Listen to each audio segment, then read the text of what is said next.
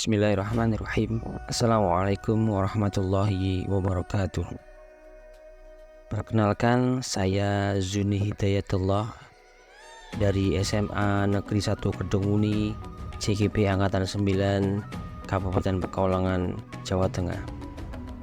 Kali ini saya akan menyampaikan tentang koneksi antar materi pada modul 1.1.A.8.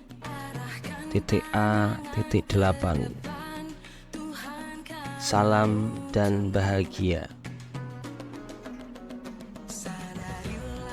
Refleksi dan kesimpulan.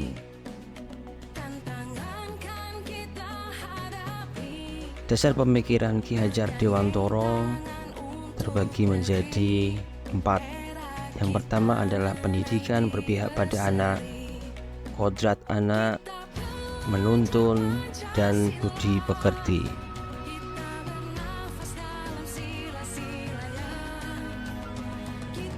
Yang pertama, pendidikan yang berpihak pada anak. Bahwa pendidikan adalah bebas dari segala ikatan.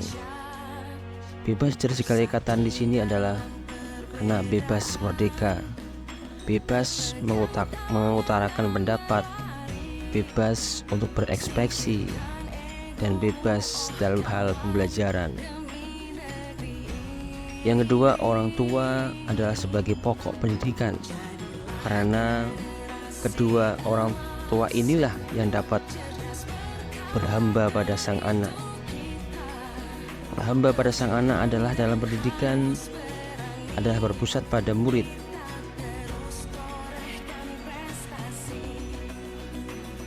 Kemudian yang kedua, kodrat anak.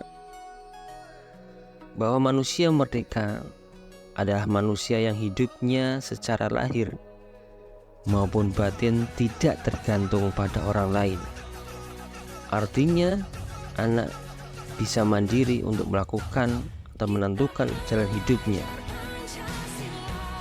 Pengajaran dan pendidikan yang berguna untuk berperi kehidupan bersama ialah kemerdekaan setiap manusia. Yang ketiga, menuntun.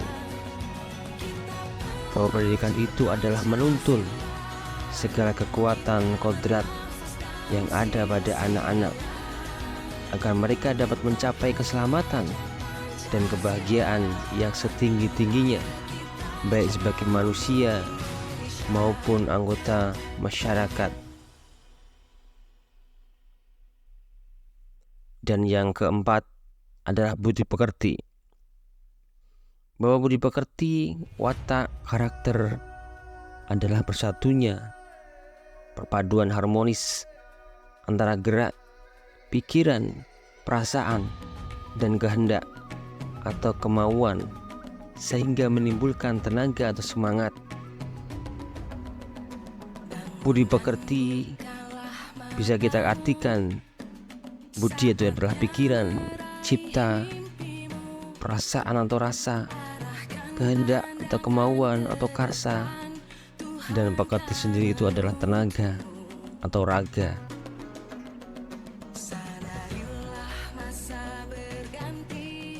Kemudian ada pertanyaan pragmatik dalam membuat kesimpulan dan refleksi terhadap Ki Hajar Dewantoro. Apa yang Anda percaya tentang murid dan pembelajaran di kelas sebelum Anda belajar modul 1.1? Yang pertama, murid hanya sebagai objek pendengar dari ceramah guru atau teacher center, berpusat pada guru. Yang kedua, guru fokus pada penuntasan materi textbook tanpa memikirkan tingkat pengetahuan dan keterampilan siswa. Asalkan materi yang disampaikan sudah selesai, dan itu termasuk keberhasilan guru mengajar. Yang ketiga, pembelajaran hanya dilakukan di dalam kelas dan monoton. Dan yang keempat, menyamaratakan tingkat kemampuan anak, baik secara pengetahuan maupun keterampilan.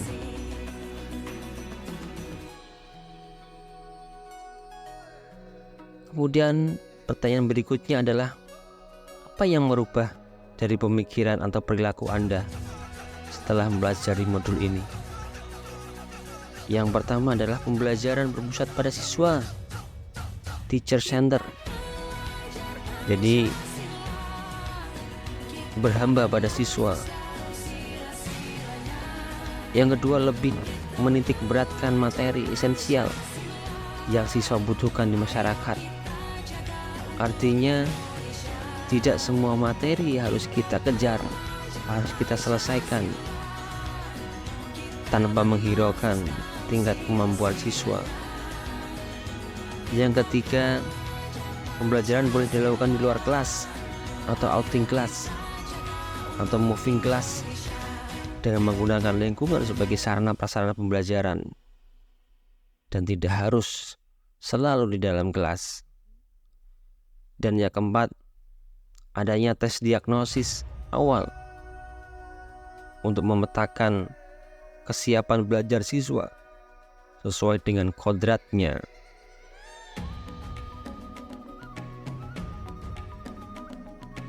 Lalu pertanyaan terakhir, apa yang dapat segera Anda terapkan lebih baik agar kelas Anda mencerminkan pemikiran Ki Hajar Dewantoro? Yang pertama adalah membuat kesepakatan kelas atau belajar dengan siswa agar siswa bisa menentukan gaya belajarnya, kesepakatannya, dan andil memberikan ide-ide atau gagasan. Yang kedua adalah merancang pembelajaran yang interaktif dan menyenangkan, mungkin dengan game-games atau yang lainnya. Yang ketiga, menerapkan pembelajaran dengan kearifan lokal dan budaya setempat. Yang keempat, menerapkan sistem AMO, yaitu guru sebagai penuntun bukan penuntut. Dan terakhir, pembelajaran sesuai dengan kodrat alam dan kodrat zaman.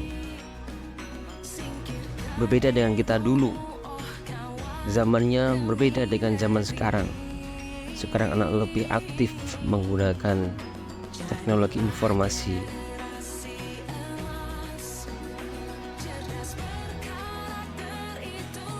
Maka kesimpulan dari materi ini adalah, pendidik itu hanya dapat menuntun tumbuh atau hidupnya kekuatan kodrat yang ada pada anak-anak agar dapat memperbaiki lakunya, hidup dan tubuhnya, kekuatan kodrat anak. Yang kedua, pendidikan sejatinya adalah berhamba pada anak dan selesai. Demikian, wassalamualaikum warahmatullahi wabarakatuh.